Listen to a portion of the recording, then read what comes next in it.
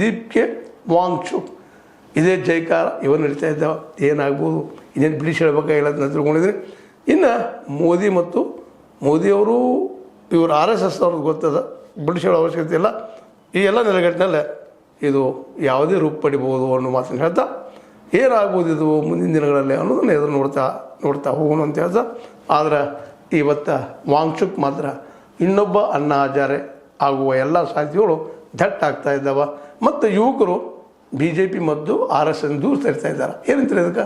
ಇದು ನಿಮ್ಗೆ ಲೈಕ್ ಆಗ್ಬೋದು, ಲೈಕ್ ಮಾಡಿ, ಶೇರ್ ಮಾಡಿ, ಕಮೆಂಟ್ ಮಾಡಿ, ಜೊತೆ ಸಬ್ಸ್ಕ್ರೈಬ್ ಮಾಡಿ. H16 ನ್ಯೂಸ್ ಅರ್ಥಾತ್ ಸೀತಾರಾಮ ಸತ್ಯಕ್ಕಾಗಿ ವಂದನೆಗಳು. ಆತ್ಮೀಯ ಸಾರ್ವಜನಿಕರಲ್ಲಿ H16 ಅರ್ಥಾತ್ ಸೀತಾರಾಮದಿಂದ ಒಂದು ಮನವಿ. ಈ ಸಂಸ್ಥೆ ಭ್ರಷ್ಟಾಚಾರ, ಅನ್ಯಾಯ, ಅತ್ಯಾಚಾರಗಳಿಂದ ನೊಂದವರ ವೇದಿಕೆ. ಅನ್ಯಾಯಕೋರರ, ಭೂಗಳ್ಳರ, ನಶಾ ಸಾರಾಯಿ ಮಾಫಿಯಾಗಳ ವಿರುದ್ಧದ ಧ್ವನಿ. ರೈತರ, ಕೂಲಿಕಾರ, ಕಾರ್ಮಿಕರ, ಬಿದ್ದ ಸಮುದಾಯ ಜನರ ಧ್ವನಿ.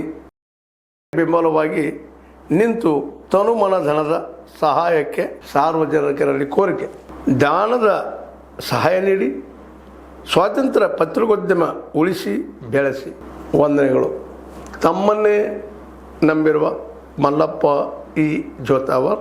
ಈ ಕೆಳಗಿನ QR ಸ್ಕ್ಯಾನ್ ಮಾಡಿ ಅಥವಾ ಈ ನಂಬರ್ ಅಂದರೆ 7411402405ಗೆ ಇಲ್ಲ 9686864852ಗೆ ನೀವು ಫೋನ್ಪೇ ಮಾಡಿ, ಪೇಟಿಎಮ್ ಮಾಡಿ ಅಥವಾ ಇನ್ನಾವುದೇ ಮಾಧ್ಯಮದಿಂದ ಗೂಗಲ್ ಮೂಲಕ ಸಹಾಯ ಮಾಡಿ ಈ ಪ್ರಾಮಾಣಿಕ ಪತ್ರಿಕೋದ್ಯಮವನ್ನು ಉಳಿಸಿ ಅಂತ ಮತ್ತೊಮ್ಮೆ ಮನವಿ.